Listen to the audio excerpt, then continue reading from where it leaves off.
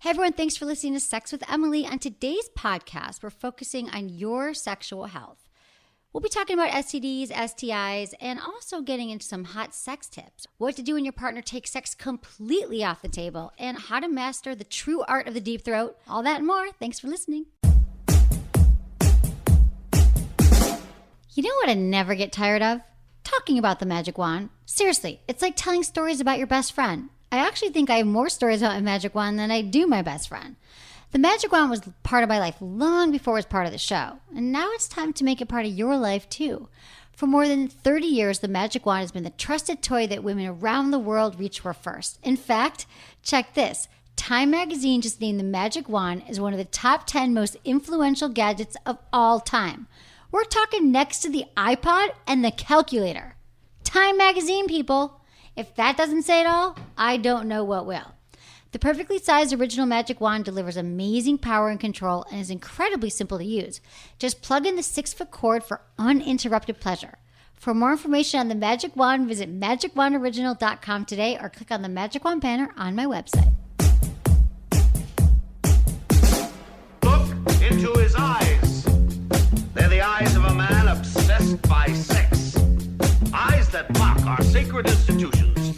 Bedroom eyes, they call them in a bygone day. Hey, Emily, you got a boyfriend? Because my man E here, he just got his heart broken. He thinks you're kind of cute. A girl's gotta have her standards. Oh my. Do women know about shrinkage? Isn't it common knowledge? What do you mean, like laundry? It shrinks? Can we not talk about sex so much? Are you kidding me? Oh my God, it feels so good. Being bad feels pretty good. But you know, Emily's not the kind of girl you just play with.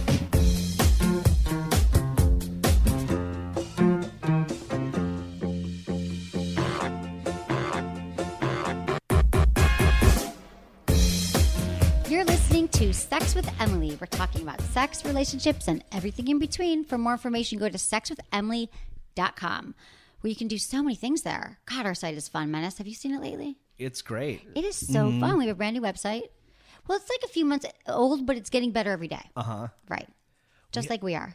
We had to do like a incognito domain name, so when people they want to go to sexwithemily.com. Or right. if you're at work, the office. We tried to do that redirect thing. We tried that. no. It didn't work. I'll fix it. No, people can do it. And also it's really easy when you get there because you should subscribe. That helps us as well. And we do 2 a week and you'll never miss a show again. So you subscribe and then just follow us. Twitter, Instagram, Snapchat, Sex with Emily across the board, and Facebook.com/Sex with Emily. So you've been Snapchatting like crazy or what? Yeah, okay. So I go in Snapchat phases, but pretty much every day. Well, you don't look at my Snapchat probably, but maybe it's fun. It's a good time. Super fun. I have to say yesterday, so I was on Playboy TV yesterday.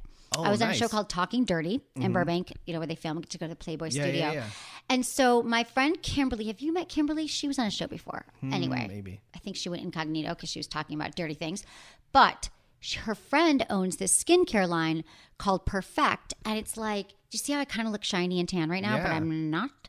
It's this makeup that you just put on your skin, but it's like called Liquid Glow. What was this one called, Madison? Like Liquid Glow Liquid Gold. Oh, nice. And he was rubbing it. He's gay. It's cool. But he was like rubbing his hands up and down my legs. And we were doing this really funny shoot. Because for Playboy, I'm like, what do I... Because the show's called Talking Dirty. It's a talk show. And they're like, I'm like, what do I wear? Like, like what you'd wear out, like if you're going to the Playboy Mansion. I'm like, what? Like a bunny suit? Like what would I wear? Like, let me think about it. A swimsuit? Yeah, exactly. So, so I wore a sexy hot black dress, and then I looked super tan and sparkly, and they were doing we just shot really funny snaps about that. But here's the funny thing. So I go on this talk show with Dan and Andrea, who were the hosts of the Playboy Morning Show. And this is a new show called Talking Dirty. So it's like we're just shooting the episodes right now. And we're sitting there. It's like it's myself and a comedian, this guy Sean. And then we're talking like, having normal conversations. They kind of set it up like Watch What Happens Live with like a bar. So we're sitting there drinking, talking, and we're like civilized and asking, there's questions about like how should men last longer in bed. They're like, well, let's cut to the TV. Let's check out the models on the screen and see what they have to say. And then all of a sudden we're like sitting there. There's like models like, this is how I like to be turned on, or this is what I want a man to last in bed at least 30 minutes so he can please me. And then they get naked. So like all of a sudden you're sitting there and you're like having this, and they cut to, because it's Playboy, women. And then the next thing was like, they're like, I really want a man to take it all. And I'm like, whoa, like I wasn't expecting to see that. So they shock you with that. And then they go back to us talking. And then they say, how would you set this mood for sex? And I'm like, giving my, you got to stress, de-stress for better sex and, play music, turn off your phones. Like, well, let's see what our Playboy models. And they cut to the screen again. And there's like a woman with a bathtub outside in the wilderness. She's like, this is a great scene for me, sex. And then she gets naked and has sex with a woman. But it's not like it's like a 40-second clip. And then they go back to like, hi, we're having a talk show. Wow, so that's Playboy. Cool. Yeah, Playboy's super fun. I remember like back in the day, I set up my buddy who lived in Los Angeles. I told him that I had to come to Los Angeles with some winners from a radio contest, and I had to drive them somewhere, right? But I said, yeah, man, come with me. So I set him up to meet me somewhere, and then I hit him up. I said, hey, dude, I can't make it. Can you do me a favor? Can you drive these winners to this place, right? Okay. But the whole setup is he didn't know that these two winners were actually Playboy models. Oh. And then they started like making out with each other in the back seat and taking their clothes off. Was it his best day ever? It was the best day ever, but He's married. he's Mormon and he had a girlfriend, Oh, so he wouldn't sign off on it. Oh man, that's But so it good. totally fell for you it. think you're just driving some guests from wherever, and Yeah. it's a Playboy bunny making out. Playboy bunny's making out in your car. That's hilarious. So that was Playboy. Yeah, it's a good time. I like so going over there and saying hi Playboy's to those fun. people. Yeah, and then I had my birthday party. Oh, yeah. I have something for you. You do? For your birthday, yeah. Oh, you're sweet. Thank you. I love it. It's the best present I ever my got. life is like Dude, so it's fine. crazy right now. But next time I see you, Yeah, next time you see me, I'll be waiting for it. But it was fun. My best friend Charlotte came in from San Francisco. You know Char. And I never feel like, I don't know. I have friends here, but I don't want to plan. I just don't like planning. I just want to hang out with friends. I don't want to be alone. So I just invited some people to meet at this restaurant called Maya. I decided like the day before, and I'm like, people show up, maybe they won't. It's fine. But then like a lot of like really good people showed up that I was excited to really see, cool. and it ended up being a fun, like, cause no pressure, just like show up, have drinks, dinner, and then like people on my team were there, friends were there, my former agent, like people I knew from all over my life, and that felt really good. And I think it's important to do something with. Here's my deal with birthdays. What I've learned.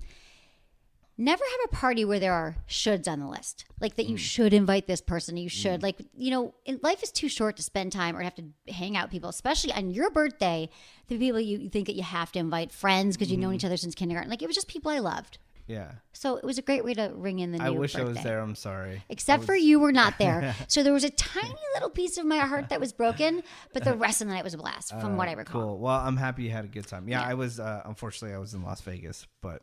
It's okay. I don't think you've been at one of my parties since like 2007. What? Dude, it's fine. I don't go to yours either, but we love each other, and here we are. Yeah, we're what's here. up with you gallivanting around the world? Yeah. I was in Las Vegas and stuff like that. But I'm on a couple shows. I've been mentioning that I hooked up with the Habit Burger and done all these different charity organization fundraisers. Right. And we did Hope for Pause, we did Lymphoma Research Foundation and Parkinson's research, and we raised a ton of money, and we just got some grand totals in today. It was great. What'd you raise? Raised about over $15,000. You did alone? Yeah, it was crazy. Well, I mean, the Woody Show, the morning show that I'm on. But you in were Los the one Angeles. that there were like legions of fans, and they had to call them like pepper spray or stuff. Like they had to call the cops with pepper spray. No. I mean, I was out. I was like impressed, like that all these people showed up for you. I mean, of course I would show for you if we had that kind of relationship, but we did that. Me. There's a whole. Okay, fine. group. Congratulations, you guys are doing good work. Yeah. I don't thanks want for- to say it was all me. It wasn't. No, good menace. I'm glad you're giving back to the community. Trying. Yeah, you're doing a good job. Okay, listen, we got to talk about something really important right now. All right. Okay, sexual health awareness. And we get a lot of questions about STDs, STIs. Like people say, like 1 in 3 people have something. Like, how do you know? How do you know if the person you're sleeping with, they're like, I'm fine, I'm clean, and you sleep with them without like people? I feel like they still don't use condoms. Never. Do you ever talk? Never. Like even my friends are like, I'm like, did you use a condom? No. But like, here's the thing: 110 million Americans are affected with STDs any given time, and here's the thing: it's not as bad as you think. Is the other thing. I'm going to talk you through what happens, the difference between an STD and an STI, because STI is fairly new. Remember, it was just STDs. Mm-hmm. So, how many are out there? The risk. This is going to be just a little touch up here, a little freshen up from what you probably did not learn when you were in high school. What do you got? Lay it on me. Okay. So, common questions about STDs and STIs. So, they're kind of interchangeable. An STI which is a sexually transmitted infection, means that it hasn't developed into a disease yet, right? So like a woman who has HPV and she shows no symptoms of an infection, but if she develops cervical cancer, as a result, she has an STD, okay? So the reason why STIs came around, because it's kind of has like a less negative connotation than like a disease, but that's just the difference. So you all know. We get asked that all the time. 27 STIs are listed in medical textbooks. Jeez. I know, that's a lot, right? An infection can turn into many different types of diseases. Hard to know how they all originate, but here's the most common ones. These are super sexy. I should say I'm really dirty or something. The most common infections. Yeah. Chlamydia. Ooh, that's sexy. Genital warts. Ooh, my HPV. favorite. Oh, love it. Genital herpes. Oh. Most common diseases. Yeah. Gonorrhea. PID. Pelvic inflammatory disease. And syphilis. Oh, fun. Yeah. Hepatitis B, C, as well as HIV are also well known and very serious. So that's why you just got to get tested. Okay? Every 6 months. And I don't want to hear you don't have health insurance. I don't want to hear, and there's also like, we're going to tell you a minute about easy. You can do it online. You can order it on Amazon, a kit, get tested at home. You think it's not going to happen to you. Most people think it's not. They're like, oh, I've heard this excuse. Well, I knew the guy. I mean, he was a friend of my friend. Like, he wouldn't lie to me. A lot of times people don't know that they even have one. Sometimes you're a carrier. Yeah. So even if they're the most honest person in the world, you really just have to make sure that you're taking precautions, okay? So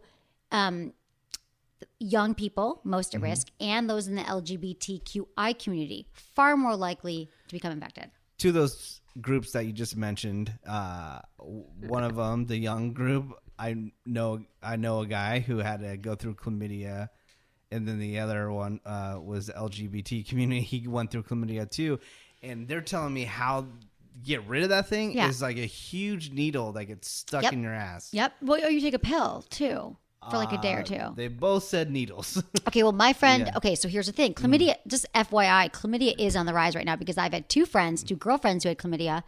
And it was one night she had sex without a condom with the guy, and it was like the next day she had like an itching, went to the clinic, and she took a pill, and it was gone or two. But okay, maybe they caught it early. Maybe, but what I'm saying is, it's like I'd never even had friends. I mean, people tell me everything, so it's not like they weren't telling you. Now they're telling you. Like, people are getting it. So guess what? Condoms are awesome. And here's the other thing: young women, they're more susceptible to getting an STD or STI because they, check this, due to their anatomy. Did you know this? No. Underdeveloped cervixes and smaller bodies are more likely to tear and leave women susceptible to infections. So we have little tears that could happen, aggressive sex, pounding something. We're more likely. Another reason why women suffer more. Yeah. Once a month, we're like PMS, we're angry. I always realize like a quarter of my life, I'm like probably PMSing, or at least like 4 or 5 days. Like, that's a long time. If you add up those days to suffer. So women, it's another thing. So be careful and use condoms. But if you think that you're not immune to this, if you're like, oh, I'm a straight guy, I'm male, I'm just going to go pound everyone this weekend, forget the condoms. Even if you're seromonogamists, going from one serious monogamous relationship to another, that increases your risk of contracting STI. Because if you stop taking precautions because you're exclusive with someone. So let's say you're like, oh, we've been together, we're 3 months, and now we're going to be exclusive, and like you stop wearing condoms, but you don't get tested, you just think we're exclusive now. That person could still be a carrier, and a lot of times you could have something for months and not know. So the point is, I know. Do you want to get tested after? I've got this kit you can use. Oh, let's get tested. Okay. Oh, so do you want to do like a Sex with Emily testing day? Like, make it fun? Like, I have clowns and a carnival? I actually had a buddy who did a morning show, and they wanted to do a bit where they read his results on air, and he wouldn't do it. No. That's not good. There you go. You there goes your life. You think you can't get laid before. Yeah. But you kind of mentioned there's home testing kits, right? Yes, now? exactly. It's called My Lab Box. My MYLABBOX. And God, do we still have that on our site, Madison? Like, the blog itself is called Learn 'em, Treat 'em, Test 'em. Learn 'em, Treat 'em, Test 'em. So check that out. Sweet. I know, right? Okay, how are they spread and transmitted? So they are spread through contact with an infected area, skin or mucous membranes, sores in the mouth. So you could have one of those like canker sores in the mouth go down in someone. There you go. Damn. So, I know. And these could happen during vaginal and oral sex. And if people always ask me about kissing. And kissing, it won't carry like the risk of infection. But if you have like an open sore or an oral sore, they could transmit it. Damn it. I know, dude. Stop sticking your tongue in everyone's throat. But I can't help myself. I know, but it's so sexy. So how do you stay protected? The most common way, use a condom every single time. And if you used condoms in the past and they sucked, and you're like, oh, but I couldn't feel anything. It was like wearing a raincoat. I'd rather not. There are great condoms. They've changed a lot, okay? There's a lot of different sizes. They have little bumps and ridges, and some are like mint, and they feel good, and, try them out. So they're the only form of birth control that prevent STIs, and just do it, okay? But don't ever try wearing 2 condoms because that doesn't work. Okay, I got to make a note here about oral sex. So the other day I was driving in the car with my friend from San Francisco, called me, and she's I've been friends with her for 20 years, and she's, serial monogamous. She's probably, she's not a virgin, but she's had a lot of monogamous relationships, and she's been with a lot of men over the years. Not a lot, but the point is, she said to me, Emily, I've got a really serious question. I'm dating a guy casually now. What do I do about giving him blowjobs? Like, about protection? And I was like, really? I'm like, you've never given just like a random blowjob to someone that you weren't in a committed relationship with? And she said, no, I have not. And I know. And I felt, first of all, I was really proud of her. I thought they sounded really interesting. But she's like, what are the risks? What are the risks? I'm like, well, this is a great question. I mean, you could wear a condom over his penis when you're giving a blowjob. Like, that's really the only way that she could, or just don't give him a blowjob. And she was like, that's really it. And it's true. But the risks, I mean, it's not as high as, having sex without a condom, but it's still up there. But, definitely inspect the penis before it goes in your mouth. I mean, if there's an outbreak or weird sores, then and same with the vagina, if something going on there. And then when you're going down on a woman, there's the dental dam, which nobody ever uses. Like, we all joke in our sex community, like, they're, what they look like? Dental dams are like a piece of latex and you put over the vagina. Yeah. So we're like, hold on a minute, let me use my dental dam. Yeah. But the truth is, I tried one once for fun because I'm like, I gotta try it. It actually feels good because. Wait, you had it on yourself or you tried it on somebody? No, a guy was going down on me and he used a dental dam. And the thing is that material against your lips, your labia, your all the nerve endings, the clitoris, like it actually feels really good. Like, I always say, like, touch a woman over her underwear or like over something silky, like if it actually wasn't horrible. Where do you even get a dental dam? You get them at any sex toy store. And you know what? You can even make a dental dam out of a condom. I did this. Do you remember that was on the Doctor's TV show? Oh, yeah. Years ago. And they were like, could you come on and we'd like you to talk about dental dams. I was like, sure. And then I get the call sheet and they're like, dressed like you're going to church. I'm like, all right. And and talk about dental dams. So I get on stage and I had to show everyone at home how we should post this on the website, how to make their own dental dam. So you cut a tip off a condom. Yeah. And then you cut it down the middle, like the long way. And then you open it up. Condom. Easy. I'm like, everyone can do this at home. And mom's like, I'm so proud of my daughter. Like, in a way, she's on the Doctor's TV show, but she's also talking about dental dams. She told everybody to tune in. So proud of me. Tune in. Wait a minute. Turn it off. So, okay. So if you want to be safe, you can try a flavored condom. Tastes like mint. If you want to suck the penis over the thing. I think in my day I've had a strawberry flavored condom. Really? I don't know how it tastes because I wasn't the one. Because you were not blowing yourself. Yeah. Right. I'm saying that you absolutely should try it because I actually like the dental dam. And if you're at all worried, like, here's the thing. Life is all about trusting your gut and your instincts. If you're with like a foreign penis or a foreign, vulva, and you're like, I'm not so sure about this person, no one's going to like judge you and say like, why are you doing that? Just go for it and be safe. It's important. Yeah. No guy's going to turn it down. He's not going to be like, oh, sorry, I don't want a blowjob with that on. Yeah. Right? No. And if he does, guess what? You certainly don't want to give him a blowjob. He doesn't even deserve your lips around his penis. Okay, so here are the symptoms how you might know that you have something. Sores, itching, burning, sensation. You're probably familiar with those. But there's more. Like, that's usually how it starts. Have you ever had anything? No. See, we get UTIs all the time. We get bacteria infection, or we'll get what are they called? Urinary tract infections and yeast infection. Thank you. Which is like so not sexy, but what happens? So we know the itching and the burning, but this is what happens to men as well. But testicular pain in men can happen for a sign of gonorrhea. Oh, really? How your testicles feeling? Great. And women in their lower belly, they're going to feel that occurring in them. And flu-like symptoms could indicate HIV. And here's the other bummer thing that's what I'm going to close out with. And just pay attention to this. If you have no symptoms, it doesn't mean that you're in the clear. Because the most common HPV, gonorrhea, herpes, chlamydia. The symptoms can be totally mild and not show up for years. So you might not even know that it happened, that you're carrying it. You don't know that you have it. And then all of a sudden you haven't had sex in a year maybe or 6 months and you're like, here, I have this thing. So just pay attention to it. Some are treatable, curable. What's the difference? So a lot of them are treatable. Can't young people now get an HPV shot? They can. And there are still they say till the age 26 or 27. And they should. There's no reason not to. Totally no one's saying there's any risks with it. But I've also heard lately that there's studies that you could actually do it a little bit older than that. Really? Yeah, totally. So why not? Why not do everything that you can to prevent it?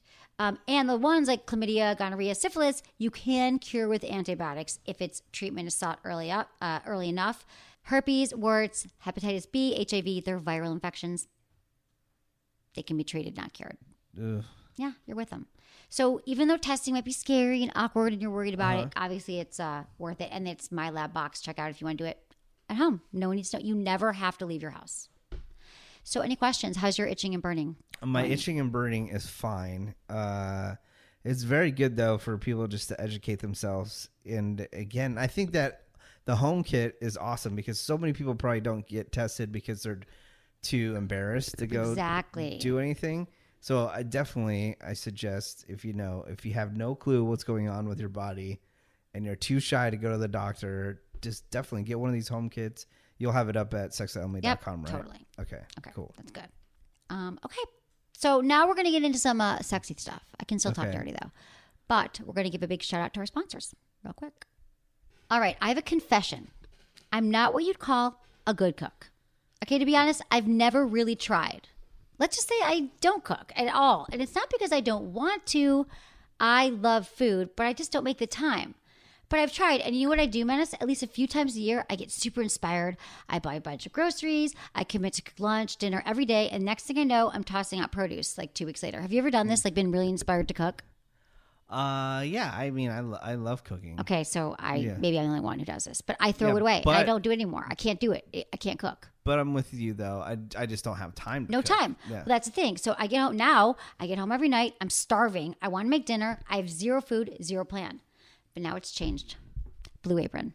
Do you know Blue Apron? Have you heard about Blue Apron? I've been hearing about Blue Apron for a long time. I am so obsessed. They develop gourmet meals. They measure the ingredients for you. I don't even need measuring cups. And they ship them directly to me, 100% ready to cook. I open the box. Even I can follow the simple instructions. And I have this amazing meal that I cooked. I made a Peruvian roast chicken and potatoes. I made a Japanese rice bowl and mushroom tempura. I don't even know how you would do that. And I did it, and it's so high-end and quality, I impressed myself. I love everything about Blue Apron. It's quality ingredients. You can follow the recipes and the incredible meals. And you have different ones every week that come to you. So it's not like you're getting the same meal every single day. And just like what you'd find a high-end restaurant. I know this sounds way too easy to be true, but get this. It is also incredibly affordable. Their gourmet meals cost as little as $10 a person. And right now you get 2 meals free and free shipping. Go to blueapron.com/Emily to see this week's recipes. Get your 2 free meals. That's blueapron.com/Emily. Check it. All right, Menace. Let's answer some emails. But seriously, do I seem healthier to you now? You do. You seem like you have a lot more energy. I do. Yeah. Because I'm eating. More than usual. Three times a day. Okay, let's go on to some emails. Because we love everyone. And we love when you email us at feedback@sexwithemily.com. And pretty much, you guys are pretty good at answering the instructions or answering our questions, but people aren't putting their age. Ooh, and it makes a difference sometimes. It really context. Yeah. And we are going to be having a voicemail soon set up that people can call and leave a message. And we'll be taking callers. It's happening in the next few months. But for now, just age. Where you live, how you listen. Yeah. So if you listen on iTunes, but you listen I love on Stitcher, you. I'm still going to read it. Yeah, you listen sexologist.com. Yeah, I'm still going to read it, but help me out, sister, brothers. It does help. Okay, thank you. Hey, Emily, I've just gotten into podcasts and found your shows really helpful. It's so good to know that there's someone else who shares the similar problems. I did a quick scan through your podcast for tips on deep throating. Do you have any experience that you can share? My girl's been trying to do it for a long time, but it seems she can't take it past the curve. It's not so much a gagging issue. It's more like she's just unable to open up her throat that far. Any tips on how to do a real deep throat? Thanks, Ben. Let me just make a note here that nobody asked about deep throating 10 years ago, and this is directly due to what people are seeing in porn. Agree or disagree, Menace? Agree. Like, were you even thinking about deep throating then? Not that you're thinking about it now. I was never into it because I always think that the girl because you care so much about women. I absolutely do. But the thing is, I always think that they're choking and they're gonna barf on me because it happened in high school. I wasn't barfed on, but my buddy was because she might have just been drunk though. But I don't get the appeal because I think it's like stopping down because doesn't it mess up the flow?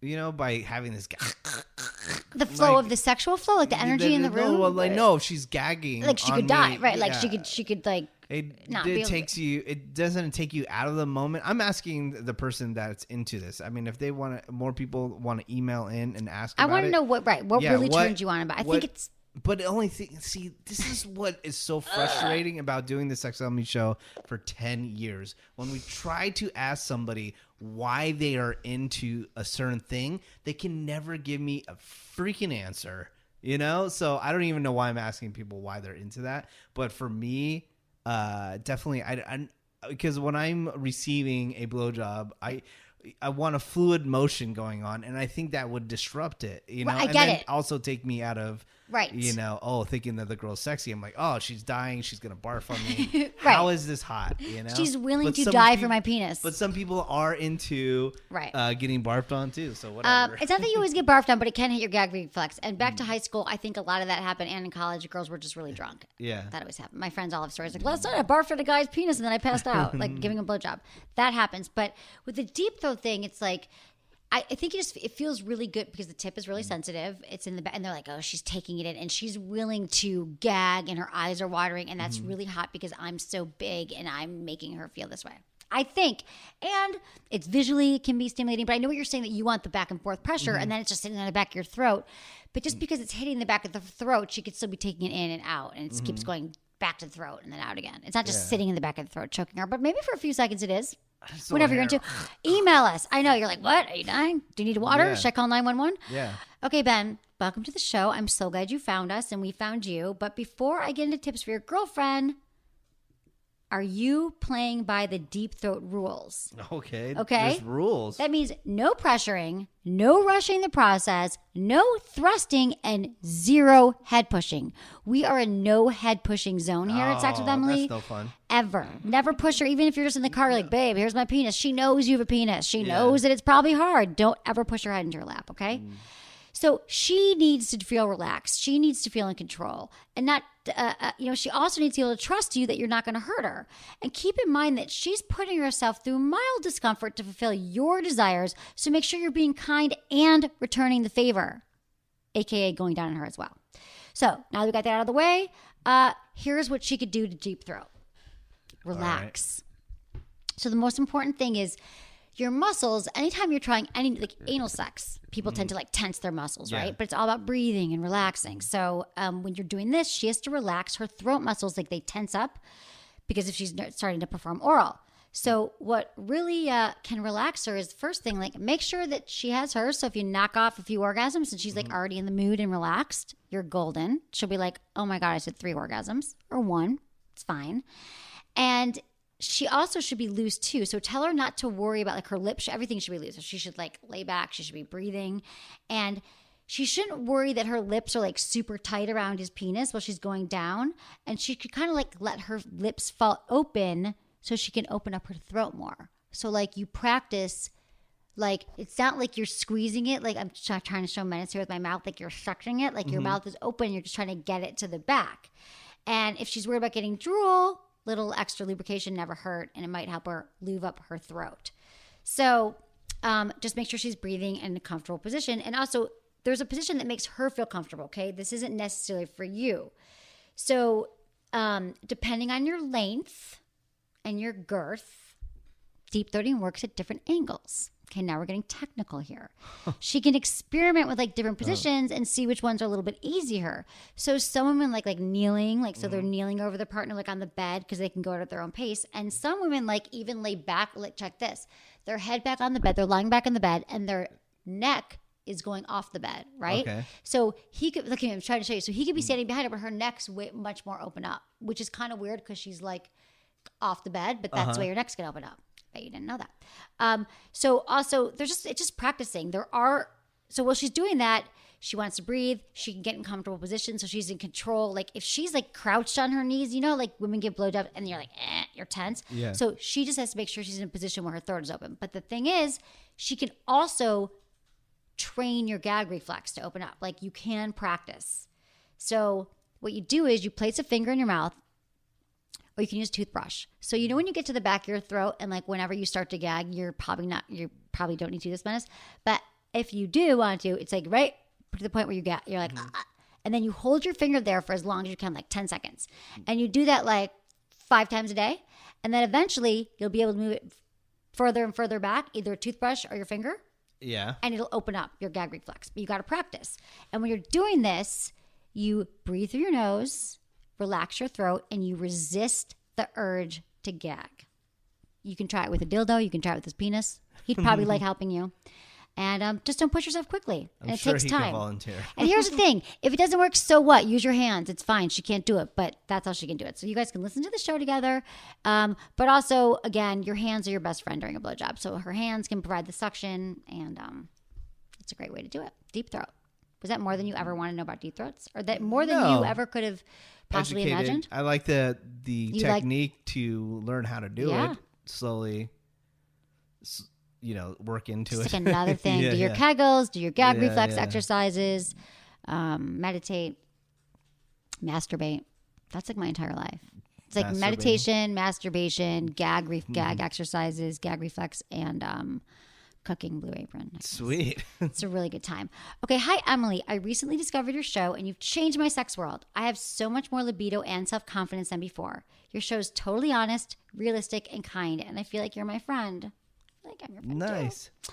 I do have a question though. My partner and I have been monogamous for a year. We both got tested when we started dating. We were both negative and have been having sex without condoms. I have an IUD for birth control. However, I can't stop the nagging thought that maybe the test might not be accurate. I heard especially for herpes this can happen. We've both had lots of partners before, and I would feel more comfortable if we went back to using condoms. But he thinks this is a strange request since we've been tested and have already have condomless sex. So we should have already transmitted anything we have already. So he thinks that what's water under the bridge. Yeah.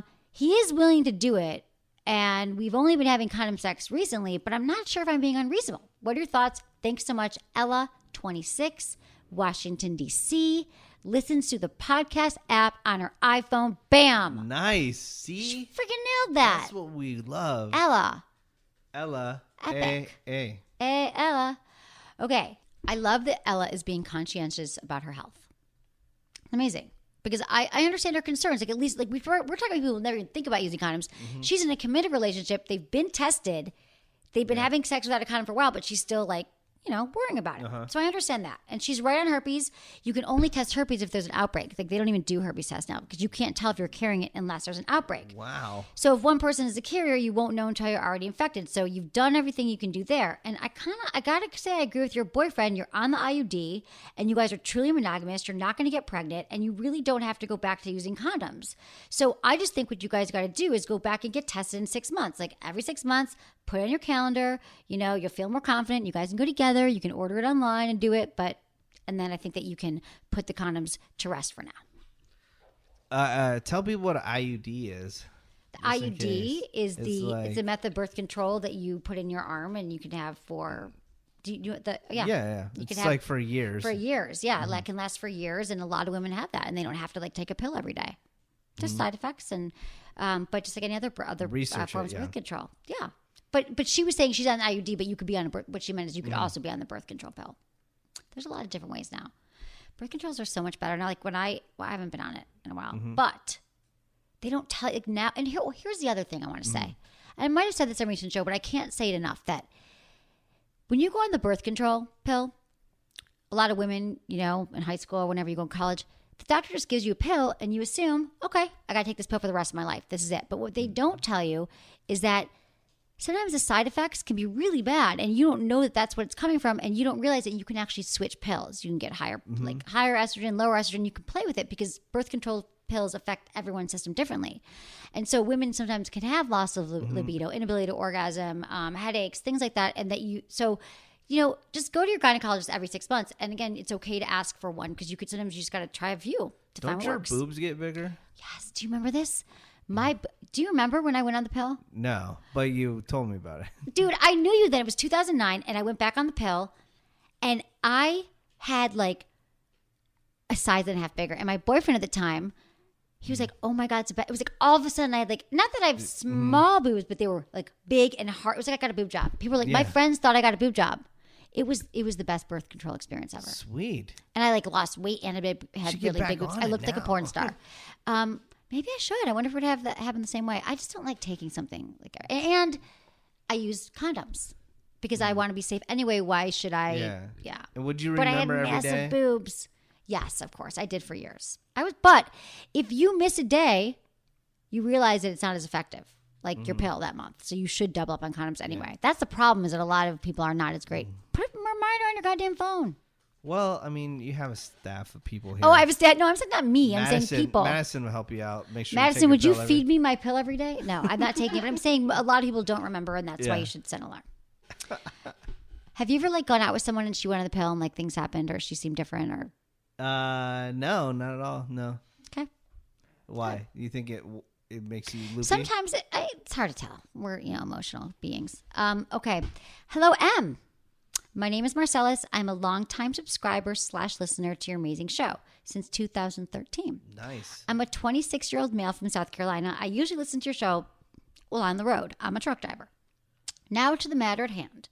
Me and my girlfriend have recently hit a rough patch, and because of this, she wants to cut out sex to focus more on the friendship and relationship aspect. I was fine with that then, but now it's becoming a problem. I find myself more tense, and small things she does gets me upset. I'm not saying sex keeps me happy, but it has kept me stress-free in some aspects. It's now been almost 4 months of no sex, and I'm tired of masturbating. Here's another issue. During these months, I found myself being less and less sexually attracted to her, and now I'm at a point where I kind of don't want sex from her at all. I really want to tell her this and work on it, but I don't know how. Please help. P.S. I know it's no longer masturbation month, but I would love to hear your masturbation routine. Yes. Marcellus. I guess I haven't really. We'll get back to that, Marcellus. You've got a lot of questions here. We don't have time. Hey, this show is not about me. Oh, yeah, it is. It's Sex Emily show. Okay, I will tell you at the end a really good masturbation story. But let's help him first. Okay. So here's the deal. A lot of times I do tell couples, you've heard me say this, Menace, if you're having an issue in your relationship, let's say you're having a sex issue in particular. I always say take sex off the table. Like you're not going to have intercourse for a month and you're going to reconnect intimately. So you're still going to like do foreplay and kiss and touch and cuddle and massage. But, you're just like, don't have intercourse. However, you should never, ever take sex completely off the table because she's using it as a bargaining chip. And this is what women and men should never do. Because once you take away the sex, it completely backfires, as it is for him, because without sex at all, she's turning their relationship back into a friendship. Do you see what she's doing? Yeah. Mission accomplished. So that's why he's feeling less attracted to her, because she's like, oh, no end in sight. I want to work on our friendship. I want to work on our relationship. So I'm just not going to have sex with you. Yeah, that's And he's like, weird. I'm masturbating. My penis is chafing. Like, I don't know what to do. You cannot move through any issues in a relationship by just like abstaining from something or just or using something as a, sex is like a weapon. Something else is going on. Exactly. So it's a rough patch, and it's not going to go away because she stops giving you blowjobs. So that's not how it all goes down. So if you want to work through it, you got to go back to her ASAP. And I'm not sure how you guys were communicating about this rough patch before. I am assuming there's a lot here. Obviously, I don't know, but it wasn't working. So let's say it's something big, right? Like let's say you cheated or something bad happened and she's trying to punish you. So you might require some like professional help to work through it. A lot of times couples get to a place where they've been together so long and resentments build. And typically when you stop having sex and you stop feeling that connection, it's because something else, there's a lot of things maybe have built up and you haven't talked about it, and eventually you're not feeling sexual. So I think he has to tell her how he feels, and the next time like they're relaxed and at home, he's got to bring it up again and just say, you know, this isn't working for me. Like, I miss you. I miss like touching you, smelling you, being intimate with you. But like, sex is crucial. If he takes away the sex, they're like roommates. Yeah. What do you think about when you heard that? What did you think? I think she's that like, there's no something else going on. Is there somebody? I hate this because I know everyone jumps to this conclusion. I mean, on the guy's side, they always say, "Oh, he's hooking up with somebody else," but on the women's side, 90% of the time, something else is in the picture, and I don't know what. You know, and I don't want to accuse her of doing that. I mean, if she is focusing on the relationship every time you're together in the friendship, make sure that vibe is going on. If that vibe is not going on, something else is going on. Yeah, you mean like she could have some. I'm not saying she's having sex with anybody, but somebody's like trying to get her attention. Right. You know? Yeah, something's going on, and I don't know what it is, but you just got to say to her when you're home, say, listen, it's really not working for me. You know, using sex as this like bargaining chip, it's not helping us. I miss you. I miss being intimate. And there's a happy medium between the sex and the friendship aspects, but this isn't working. So it's okay for you to be feeling the way you're feeling. Yeah. Okay, that's all we got time for, but do you want me to tell you a masturbation story real quick? Yes, okay. Please. It's not necessarily about my own well, it is. Okay, so my friend, I was talking to her on the phone, and she was saying that she went to this her doctor, but it's like one of these like holistic like San Francisco friends, hippie dippy doctor. But he's like an adjuster, like an energy healer adjuster, like kind of like, you know, have you heard of like Reiki massage and stuff? They release energy, whatever, Northern California. But he said to her, and she's been going to him for 20 years, like she's helped him her back and fix like all this stuff. And he says to her like 10 years ago when she first went, he was like, I think she was going to him for 20, but 10 years, he was like, you know what? I have 2 pieces of advice for you. She's like, what? He's like, have 2 orgasms a day. Oh, geez. And she's like, really? Like, I can't even make myself. He's like, because, and I've said this before, but I thought it was an interesting way of putting it, that it really impacts your physiology. Like having an orgasm and having that release is going to impact your mood, which is also going to release stress and help you relax and help your body. So like orgasms are important. Like you should be prioritizing your orgasms. And I know you're thinking, I don't have time, but it's like, you feel so much better when you have. I feel like sometimes too, even though it's my job, I'm like, I haven't masturbated, and then I will, and I'm like, I'm a new person. So that's my story. Yeah. I'm happy. Yeah. My job, and whenever I'm not, I'm like, your job is to masturbate. Because granted, I'm not happy as I seem all the time. I'm like, you're sitting in a house full of vibrators. Your whole life is about like helping people have better sex and relationships, and I love what I do, and this is what I know. And I'm like, I should just pull out a vibrator here and have a good day, and then everything's better. Do it. I do it all the time. All right. That's why I was late today. I wasn't really late. Okay, Menace, that's all we got time for. Thank you for being here. Talking to you as always, and thank you to all the listeners that download the podcast constantly. God, I mean it, you guys. Thank you so much. We've been just doing. People are listening and they're hitting us up and they're like loving us, sending emails, and we reach out on social media. Don't be shy. Tweet us, Facebook us, Snapchat, and also send us your questions. We love hearing from you. Feedback at sexwithemily.com, and we love when you review us on iTunes. Cool. But no pressure. Okay, everyone, thanks for listening. Was it good for you? Email me, feedback at sexwithemily.com.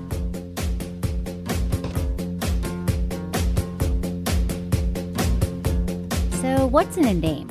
It's not often you can look at a product's name and know exactly what you're getting. Then along came the Rabbit Company. The Rabbit Company is focused on one thing, pleasing you with their selection of high-quality rabbit vibrators. One visit to therabbitcompany.com, you'll see what I'm talking about. They've got a perfect collection of rabbit vibes in a variety of shapes and sizes. Whether you're looking to try your first rabbit or your 21st, the Rabbit Company is a model for you. You've never seen so many rabbits. And just like the company, each vibe has a descriptive name so you know exactly what you're getting. There's the classic, the rotating, the beaded, the G-spot, and my personal favorite, the come hither. It uses the motion like you'd use with your finger to wave someone over or when you're trying to find your G-spot. And everyone on my team, they're all in love with the rabbit ears. It's the perfect little clitoral stimulator. Every Rabbit Company vibe features easy-to-use controls, highest quality materials, and a 5-year warranty. To see what I'm raving about, go to sexwithemily.com and click on the Rabbit Company banner. Use code Emily at checkout for a special discount.